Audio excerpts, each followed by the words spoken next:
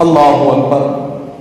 ہانڈی کا یہ خون سے تبدیل ہو جانا گویا قدرت کی ایک تنبیہ تھی، جسے حضرت حبیب اعجمی نے سنجیدہ لیا. فوراً ہی سارے گناہوں کو چھوڑ دیا اور پکا ارادہ کر لیا.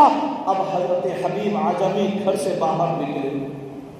ابھی تو یہ ایک ہی آپ کے سامنے تنبیہ آئی تھی، رب کی طرف سے اشارہ آیا تھا.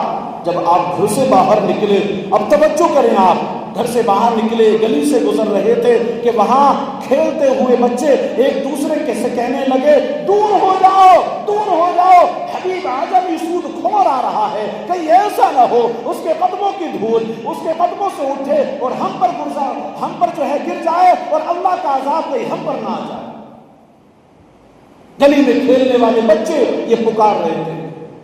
جب یہ دوسری بات سنی تو دل پر اور ٹھیس لگی اور چوٹ لگی.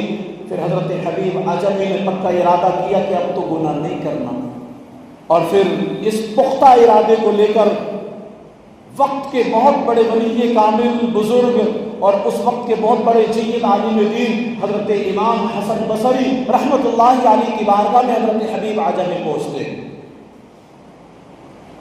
اور پھر وہاں سارا ماجرا کیا سناتے ہیں. اور پھر یہ سارا ماجرا سنانے کے بعد کہتے ہیں حضور میں آپ کی خدمت میں آیا ہوں اور میں معافی مانگنا چاہتا ہوں. میں آپ کے ہاتھ پر پکا یہ ارادہ کرتا ہوں، بیعت کرتا ہوں کہ آج کے بعد کوئی گناہ نہیں کروں گا، آج کے بعد رب کی کوئی نافرمانی نہیں کروں گا. اللہ اکبر. سچی توبہ کر لی حضرت حبیب اعجمی رحمت اللہ تعالی علیہ نے. توبہ کے بعد آپ گھر واپس آ رہے تھے کہ دیکھا وہی بچے جو گلی میں کھیل رہے تھے اور آپ کو گھر سے آتا دیکھ کر کہہ رہے تھے کہ دیکھو حبیب اعجمی سود کھور آ رہا ہے. اب جب انہی بچوں نے پھر دوبارہ سے حضرت حبیب اعجمی کو آتے دیکھا تو آپس میں کہنے لگے اب حضرت حبیب اعجمی اپنے گناہوں سے توبہ کر کے آ رہے ہیں، اللہ نے ان کو معاف کر دیا، لہٰذا دونوں بچوں کہیں ایسا نہ ہو کہ ہمارے پیروں کی دھول ان پر لگ جائے اور ہم گناہ گار ہو جائیں. اللہ اکبر. جب اتنا سنا حضرت حبیب اعجمی نے بچوں کی یہ بات سنی تو تڑپ گئے. اللہ کریم کی بارگاہ میں عرض کیا باغ مالک تیری قدرت بھی عجیب ہے. آج ہی میں نے توبہ کی اور آج ہی تو نے میری نیک نامی کا اعلان بھی کروا دیا. آج ہی توبہ کی، آج ہی میری نیک نامی کا اعلان کروا دیا. اس کے بعد حضرت حبیب اعجمی نے سب کے حقوق ادا کیے، جن سے سودی لین دین تھا سب ختم کیا. اللہ پاک کی عبادت میں مصروف ہو گئے اور گویا وہ یوں کہہ رہے تھے محبت میں اپنی گمایا الہی نہ پاؤں میں اپنا پتہ الہی. عبادت میں گزرے میری زندگی، کرم ہو کرم یا خدایا الہی.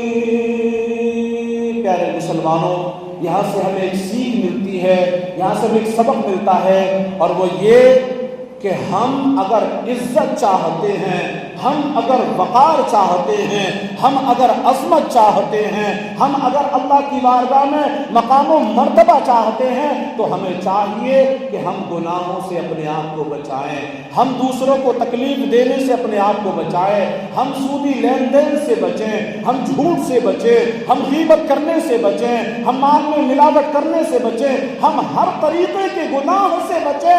انشاءاللہ رب کی رضا کے لیے اگر ہم نے گناہوں کو چھوڑا، رب کی رضا کے لیے اگر ہم نے دوسروں کی مدد کرنا شروع کر دیا، رب کی رضا کے لیے اگر ہم نے رب کی بارگاہ میں اپنے قدم کو اٹھایا، تو یاد رکھیں یہ اٹھنے والا قدم، یہ رب کی رضا میں چھوڑنے والا ہر گناہ ہمیں بلند مقام دلائے گا، ہمیں عزت دلائے گا، ہمیں مرتبے دلائے گا. یوں ہماری دنیا بھی بہتر ہوگی اور ہماری آخرت بھی بہتر ہو جائے گی.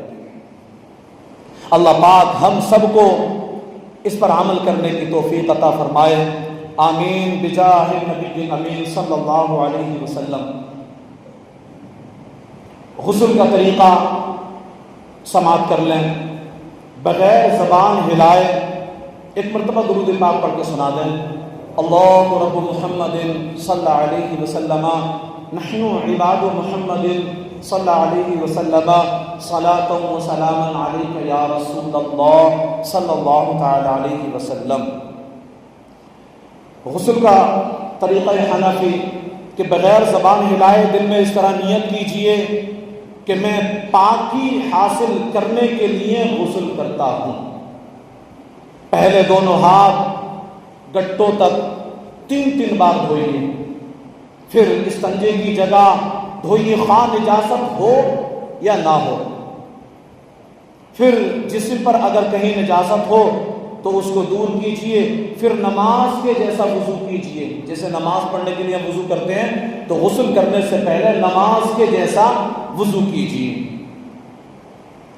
اور پھر اس کے بعد میں بدن پر تیل کی طرح پانی چپڑیے، بالخصوص جب سردیوں کا موسم ہو. سردیوں کے موسم میں تو آدمی چاہتا کہ جتنی جلدی فارغ ہو جائے غسل اتنا اچھا ہے. تو فرمایا کہ پانی کی طرح، پانی کو تیل کی طرح بدن پر چپڑیے خصوصاً سردیوں میں. پھر 3 بار سیدھے کاندھے پر پانی بہائیے، پھر 3 بار الٹے کاندھے پر، پھر 3 بار سر سے پیر تک پانی بہائیے. اس طریقے سے پھر غسل کی جگہ سے الگ ہو جائیے اور فوراً کپڑے پہن لیجیے. اچھا، غسل میں 3 چیزیں ایسی ہیں کہ جن کا دھیان رکھنا فرض ہے، جن کو غسل کے فرض بھی کہتے ہیں.